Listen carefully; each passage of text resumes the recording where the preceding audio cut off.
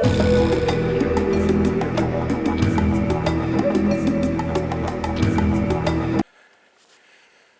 friends, as I said, we're coming back out again. It's Friday afternoon, and I've turned around and challenged myself. Trying to get back into shape again. And I figured, Jarhead 6, you're watching, you'll get a kick out of this, buddy. Packed up my pack. Now mine's just not the same as what we would turn around and carry in the Canadian military, but I got my weight right now at 264. I've actually put 10 pounds on it last week, which really pisses me off, because I turned around and was down to like 250, or 255, sorry. But back to 264, so it's turning into muscle, that's what it is. But I want to give myself a challenge, pack the bag up. I've got 40 pounds in the bag, so I, with my weight and the bag and everything else, about 304 pounds. But one of the things I wanted to mention is, we've mentioned many times before about overheating and sweating and stuff.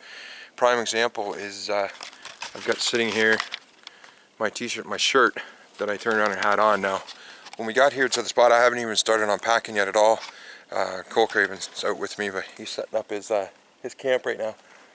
But what I was trying to get at, sorry, kind of long-winded talking at the same time, but I was sweating, so I took that off, because it's not too bad out right now. It's, I don't know, probably about 7 degrees outside.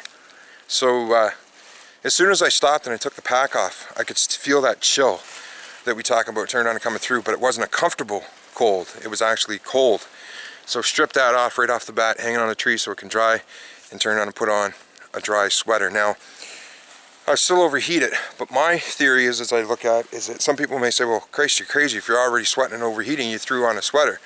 Well, the thing is that it's still cool enough here that just with the sweater on alone, and yes, it is cotton, but it's a cotton polyester blend, so it'll dry out quick too. So if it does, the best thing is it's going to absorb the sweat that's on my body, which I want it to do, and then by then my t-shirt and my other shirt will be dry because it's not that wet, and then I can turn on and put them back on again, and then do the same thing with the sweater and let it dry out. Or once we get the fire going, I can put it over the fire. But anyway, just want a quick little thing and show that you know, we go out there, we don't always just go out in our backyard and turn on and play. You know, we turn on and come out to the property and stuff like that as well, and you know, actually challenge ourselves. So we'll catch you in a little bit. I'll get set up and I'll show you what I've done. Talk to you after.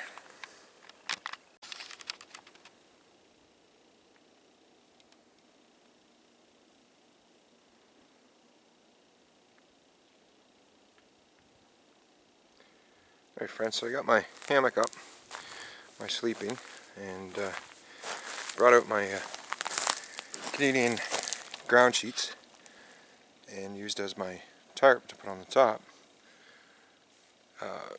Like I said, the reason I brought them is because I wanted to get some weight in my pack, and coming out, we're a few miles, like I say, a few miles into the bush from the property, and I'm just going to show you quickly.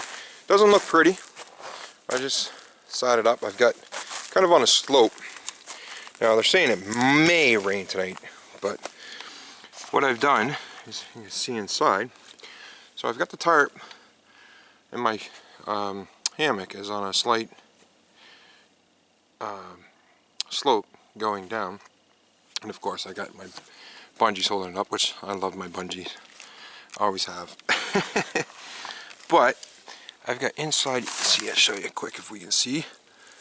I've got everything set up. I've got my air mattress, my sleeping bag, all that, and it's all nice and cocooned in.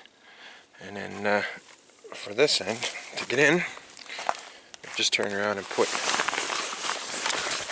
a stick through the tie out that was here, it holds it up and brings it out, and then I can turn around and tie this off just as you would a regular, as I showed before, if you've seen the video when Cody and I wrote, I called it my Shangri-La. You can tie them up with the ties and close that end in. But the cool thing I like that I do is that on the other end, this is why I like these, because the other end that would turn around and be made to make like your pup tent, I just turn around and wrap the one on the inside and then bring the other one over this way. Now, sorry, the camera's out of view there. But as I was mentioning the coal, if it rains, the rain will come in, it's going to hit here, and it's going to drip down and come out here. And then it's going to come down this flap, so it's not going to go inside at all. I'm not going to get anything wet in there. But I would just pull this over, and I mean, I could turn around and tie this over as well. And that would turn around and block that whole area off and come down. Now at the same time, they're slightly getting the wind from this way. So that way there, the wind is hitting, and I'm not having any issue. Now that would probably change, because we do have water that way, and it'll probably come this way by the end of the night. But, so when I come around, sorry guys, still a little feeling the workout. And turn around and marching out, like I say, trying to get in shape for this summer. I can get in on this side as well. I'm going to turn around and get everything nice and cozy, a little light hanging down. So that's going to be my my sleeping arrangement for tonight. Like you say, you don't have to get all fancy and all the high-tech gear and everything else. Yeah, it's nice for us all to have it, but prime example, the ground sheets I only paid, you know, you get them at the Army Surplus store here in Canada, you know, $5 a piece. So, and like I say, being in the military and I use them for years, I trust them, and they work, and they do the trick. And with the different configurations, I'm going to use these a lot this season, and show you all the different configurations that these can be used in. It's endless. You know, just like a really good tarp with you know, tie outs and stuff like that on it. It's endless, the possibilities that you can turn on and make with it. But this is just one way that I turn and use it when I'm using my hammock. So I'll cut it there now, and I'll get back to you in a little bit. Hey again, friends. Nice and relaxed. Just had some nice pork chops, pork loin chops on the fire, with a little bit of spice. Tasted good. And some noodles and some Spam. Now having coffee. I thought I'd do a little video, show you a little picture or a little glimpse of what I got going on here. It's kind of funny. Cole and I were just talking about it. But who says you can't come out and bring everything that you need? See, got my food, got my coffee, got my pot, I have my noodles in, my plate, obviously the lid for the pot, and of course you can't be without a kettle to turn on and make some hot coffee for some brew. And my gasifier stove that's over there, which actually I'm going to turn around and do a video. I don't know, I might do one later on tonight. If not tonight, I'll definitely tomorrow before we leave.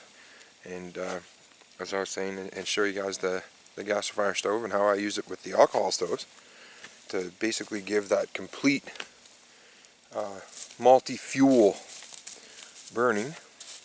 And of course, my sacks that I made for my spoons and my knife, and my carving spoons, and all the fun stuff. And Jeep, look at that. Finally, I got the chair up. Don't got the hammock up yet, but I got the chair up. And it is comfy, comfy, comfy, comfy. And of course it's red, which it's got to be.